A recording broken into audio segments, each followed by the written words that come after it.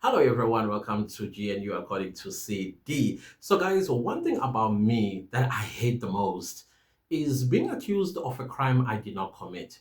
Worst case scenario, being sentenced of a crime I did not commit. So in most cases, so that I know exactly what I'm being accused of or what sentence I am serving, I go ahead and commit the crime. Of course, inverted comma, I don't mean that the real crime.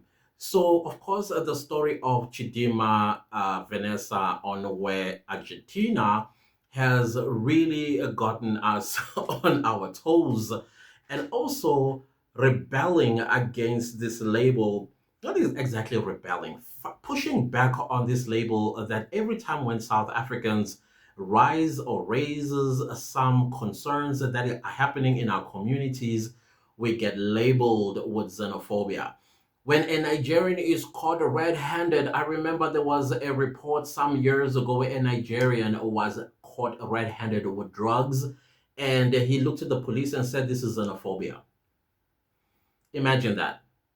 So now I thought, okay, let's like show some receipts here. There are some receipts that needs to be shown to the naysayers. That also includes the Pan-Africanists that think that the whole of Africa must come and unite in South Africa. Sorry, no, we still have a lot that we need to deal with before we can invite anyone else to come and unite. Not here in South Africa. We are not the United Nations, and we are not the African Union, and definitely not SADC either. We are not ECOWAS or whatever economic blocks that there are on the continent. South Africa is not it. We are a country of South African people in our diversity. We are a rainbow nation where no one else is invited unless we invite you and embrace you into our rainbow nation once you do things the correct way. Whether you marry a South African citizen and you follow the laws of this country, then you will be part of the Rainbow Nation. Or we will invite you as honorary member of the Rainbow Nation. You can't just insert yourself and think now you have all the entitlements as privileges and rights that South Africans enjoy. No ways. So here are some receipts. This is a report that happened just today. What's the date today? The 5th of August 2024. There are more that are coming as well, you guys. I've got so many receipts that I have. You guys are going to be getting some videos because at the end of the day, we got to show the world that this is what we are crying about. And how is this xenophobic? Because they keep labeling us with this word and we don't understand what exactly do they want from us. They want us to roll over and play dead. That's not going to happen anymore. So I have here like a report from a news channel. Well, again, I don't watch news. I don't watch news channels, but some of you guys have been sending me stuff and say, "Hey, Clancy, check this out." So I was sent this. I think it's called Newsroom Africa channel. I don't even know what that channel is. I think it's new. And so they were reporting on a Home Affairs official in Durban that was sentenced to 12 years imprisonment. But you're going to hear the clip as I am going to react to it. So here it is. Durban Commercial Crimes Court has sentenced a Home Affairs official to 12 years in prison for fraud. Okay, now let's start here. I think what just been said in this clip may be Chidima Onwe Vanessa Argentina's story. I mean, come on, let's think about it. It's not even a thought.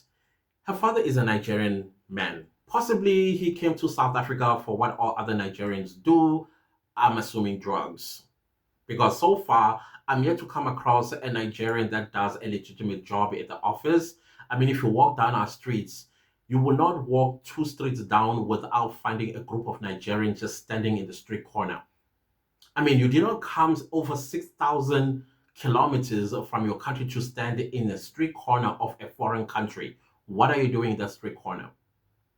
What are you doing there? So I'm assuming that perhaps Vanessa's father may be one of those people. I'm talking about Chidima. And of course, you know, according to this report that as you're going to hear its entire report, that some of these people, of course, they collude with the officials at Home Affairs, pay them large sums of money for the Home Affairs people to issue them with South African documents, meaning ID as well as passport, right? Because the destination is not South Africa these days. The destination is Canada. So to get to Canada, you need a South African passport. That way, you're not going to get any scrutiny when you get to the border gate of Canada or any other country in the world. Because if you're carrying a Nigerian passport, you are going to be deported back to Nigeria. That's what is happening currently. And they are not being called xenophobic, those countries that are doing that. But South Africa, which opens its arm wide, we are xenophobic. So I think this lady is talking, or maybe talking, on the Chidima's father, what he may have done to obtain himself a South African passport and citizenship, also for Chidima, because Chidima doesn't speak any South African languages, and thus far, no member of Sowetan community or communities in Soweto that have come forward and say, "Hey, I know that girl. I used to play with her. She's my next door neighbor, or I went to school with her, or whatever the case is." Same thing in Cape Town. Nobody has come forward to say, "She's my neighbor. I know her. We went to school together," or wherever else she may claim to be born. Nobody has come forward. And South Africans, we are community based. We know each other. The moment we see each other on television, or one of us on television, be like, "Hey, I know that girl," or "I know that guy. He's my neighbor," or whatever the case might be. Not even exes have come out to say, I'm talking South African exes, are coming out and say, "I used to date that girl." Where's the mother? Why is the mother quiet? Where's the father? What's happening in this whole situation? Didn't she have sisters? Did her mother only have her? What is the story behind this Chidima girl? So I think this is exactly what may have happened. Judith Salome Zuma pleaded guilty for her role in issuing fake passports for cash to foreign nationals who did not qualify. So I think for this lady's sentence to be reduced, I think she should bargain with the state, basically to negotiate with the state so that she can out all her colleagues that are doing the same business, so that we get rid of these traitors from our home affairs. She couldn't have worked alone, definitely. 760,000 rand was earned by Judith Zuma over 192 fraudulent passports. I say it again, the new Minister of Home Affairs needs to conduct a lifestyle audit on all Home Affairs officials. Let's see who have been selling our country to the dogs. She used the offices of the Home Affairs offices over weekends and at times when the offices weren't operating. The worrying thing is that she can't have acted alone. South Africans should call for all IDs and passports issued between 2001 to date. All of them must be frozen. And every holder of those documents must come forward to prove their South Africanness. Meaning, they'll have to go to the hospitals where they were born and retrieve the birth documents from the archives of those hospitals. Some of these documents today are digitalized. They can ask for copies to be printed out. Secondly, the person must also produce their original birth certificate, their grade 1 report from the primary school or first primary school if they change schools over time, and also a DNA test. The DNA test must prove that indeed they come from the family they say they come. So basically, it's not going to be DNA for or from their parents, but also a DNA from an uncle or a distant cousin, so that we know that they're all South Africans. And then that's how you unfreeze the document, and then they are fully South African. Failure of which, then unfortunately, these documents were obtained fraudulently. Yes, I do know that some people were born at home or under some other circumstances. There are ways of also proving that, DNA test being one of them, and not just one DNA test, by the way. If the mother has brothers and sisters that are South African citizens and they hold South African citizenship, by, of course, proving that they are South Africans, that's how we'll also be able to prove that the child or the person or the adult is a South African citizen or not. Other than that, then there's no any other explanation as to why you are not in any of our data systems. What she also did was she used the fingerprints of obviously vulnerable South Africans, paying them different amounts between 300 Rand and 500 Rand for their fingerprints, which were then used to obtain illegal passports for foreign nationals. The fingerprint thing is worrying because it poses national security crisis. Basically, it endangers our country gravely. We must not forget that some of these foreign nationals are fundamentalists in their countries. In Nigeria, you have Boko Haram. Somalia, you have Al-Shabaab. and other African Islamic states, they also may have allegiance or alliances with ISIS. And then imagine your fingerprint is shows up in places where you know very well you've never been, but because these Home Affairs officials and traitors of the country bought your fingerprint and then did what with it and gave it to the foreign national who now has a fraudulent South African citizenship and passport. Let's not lie to ourselves. Some of these guys are terrorists where they come from, and some are even sought after by the FBI, and they have found a sanctuary. I don't think it's an official sanctuary, but they realize that South Africa, the our security system is flawed. That is why you're finding 95 Libyans. Apparently, they came here for rehabilitation, and I'm thinking, what kind of idiots do they think South Africans are to tell us such a lame excuse that these men came from Libya to South Africa for rehabilitation, a rehabilitation or to rehabilitate former militants. You're looking at these little boys, you're like, ah, you're a former militant or a military individual. This does not make sense at all. We are being lied to by the South African Intelligence Agency, which is SSA. So I don't even know what those SS stand for, but I'm assuming the A stands for agent.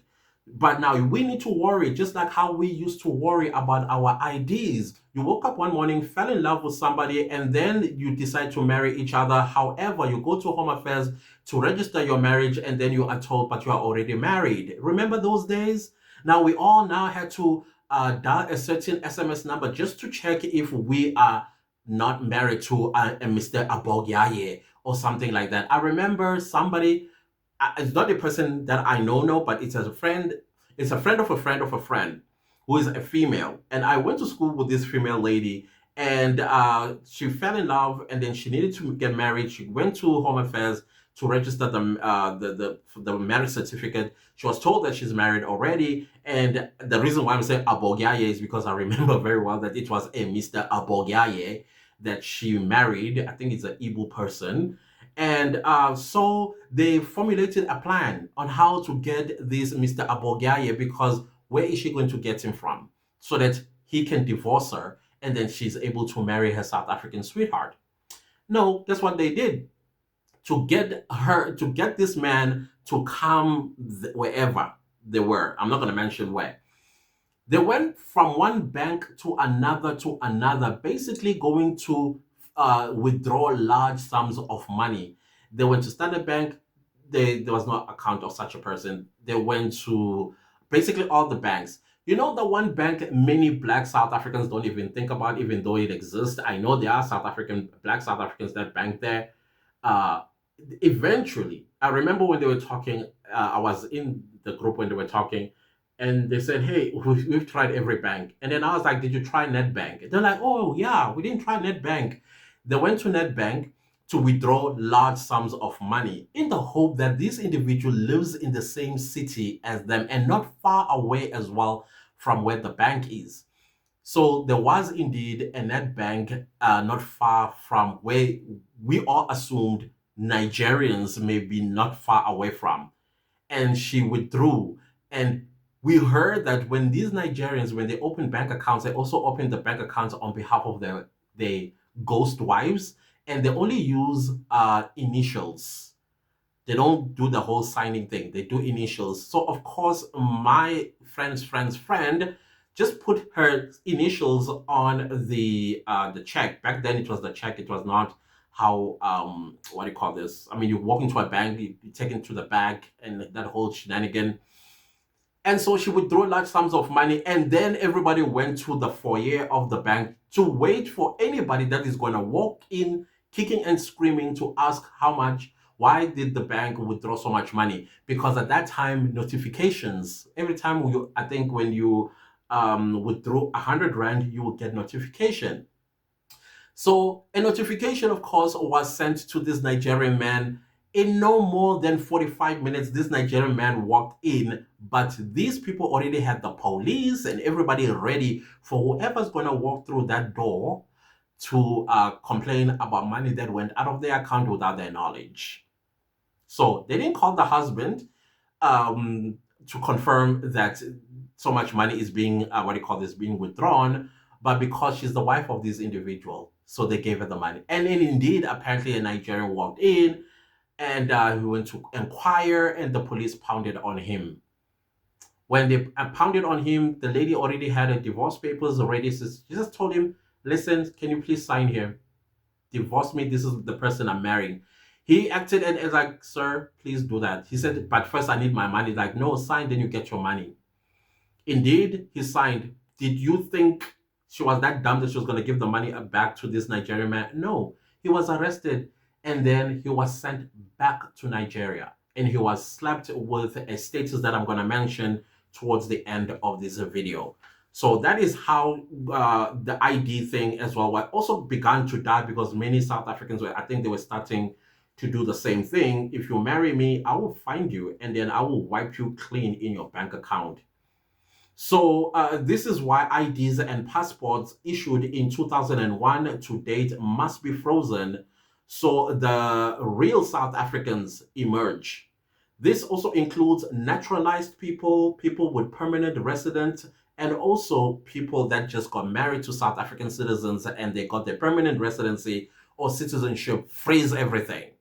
Let's see if process was followed and then they can regain their status if everything is according to book. Members of the public telling us about having to pay large sums of money to skip the queue, to try and get fraudulent documents one way or the other.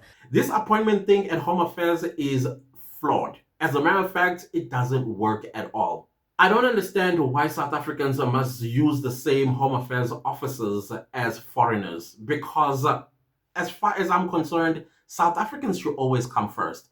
The thing with this appointment thing, some of these foreigners, they know that there's an appointment that needs to be made. And in order to make that appointment, guess what you need to include in the appointment thingy that you do online is your ID number. Yes, your ID number or your passport number. And we're talking here South African stuff. And so they know they don't have these numbers. So what they do, they go to Home Affairs with the intention to buy fraudulent papers from Home Affairs officials. But before they get to the official that is busy doing the documents, they bribe their way to the front of the line. So if your appointment is at 8:30 or 9 o'clock, I think they open at 9. If your appointment is between 9 and 11, you are going to be seen by Home Affairs officials probably around 3:30. And at 4 o'clock, they are knocking off. Why have you been sitting in the Home Affairs offices since 8 in the morning, or probably 6, because you don't want to be all inside squashed up? So you sit there. And then the 11 o'clock appointments, they also arrive. Also, the 12 o'clock appointments, they also arrive. And then it's suddenly cramped because the whole appointment system was to reduce the number of people that come to Home Affairs offices. But no, you will see foreigners walking in and they walk out the next 10 minutes. And you're thinking yourself, but this person just walked in. How come I am still sitting here? That's because they bribe their way to the front so that they can buy these fraudulent documents and make themselves South African citizens, and then they leave. So South Africans must come first. This thing that you are going to mix us with foreigners at our Home Affairs and clinics and hospitals, that's not putting South Africans first. Because these guys, they use money to get to the front. South Africans don't get seen by doctors at the end of the day because foreign nationals, they walk with money, go to the security, give the security money, and the security take them inside. They see a doctor. A South African could actually die while waiting to see a doctor simply because they don't have the money to bribe their way to the doctor. It's crazy. The hope, I'm sure, is that this is the first of many other arrests that must surely follow in a particular segment of society that is rife with corruption.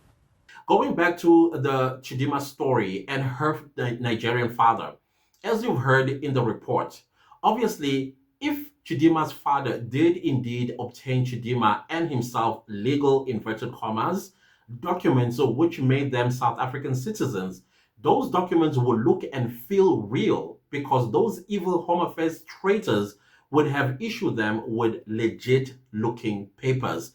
If the father paid money to be the citizen of South Africa, including her daughter. Again, the daughter does not speak any South African languages. There's no child born in South Africa that does not speak any of our official languages. At least it's Zulu. The widely spoken language is Zulu. Again, Chidima will have to produce birth papers from Baragwanath Hospital that she was born in Bara, from any South African hospital she claims to be born in. She must also produce her grade 1 report from her primary school with the school stamp. Yes, I know that those documents can be bought too, but the government must make a stern warning to anybody that what do you call this, sell the stuff that is needed. And if anybody is caught, they should be what it made example of, so that others that may try, they would be fearful. Yeah, this will curb other foreigners thinking of coming to South Africa, thinking that they will corrupt their way to South African citizenship. They will go elsewhere, not here. And those that are caught with fake papers be deported back to wherever they come from and slapped with persona non grata, meaning undesired aliens. Remember earlier I said I'm going to tell you the status of that Nigerian man. He was slapped with persona non grata, meaning that if he lands in South Africa and then he tries to go through custom, the computer is going to turn red, meaning you are not welcome. In fact, you are banned from South Africa. Yeah, give them that status, so they never set their stinking feet in South Africa again. Fellow South Africans, we have to do this cleansing before we find ourselves ethnically cleansed and culturally wiped out, like how it is in their countries. So, in a nutshell, we have work to do, fellow South Africans, before we actually find ourselves pushed out of our own country by people who have no business being here. These Nigerians have no business being in South Africa. Walk our streets in the cities. You will see them standing in street corners all day long during working hours. Doing what? What are you doing in the street corner? And we also understand that their shops, they are a front to something much bigger than that. And the question that I always ask, if you look at our visa requirement, if you want to start a business in South Africa, there's a requirement of the individual interested in doing business in South Africa or opening a business in South Africa or to get a business visa, you must have at least 5 million rand in your bank account. So how did these people open, especially the Somalis, how did they open these shops? What taxes are they paying? No, this is bigger than what I'm thinking. Bigger than what I'm thinking. I'm gonna come up with another video where you are going to hear how some of these foreigners have been caught by FBI in South Africa. Imagine the type of image they are branding our country. We are harboring terrorists, America recently called us. That video is coming.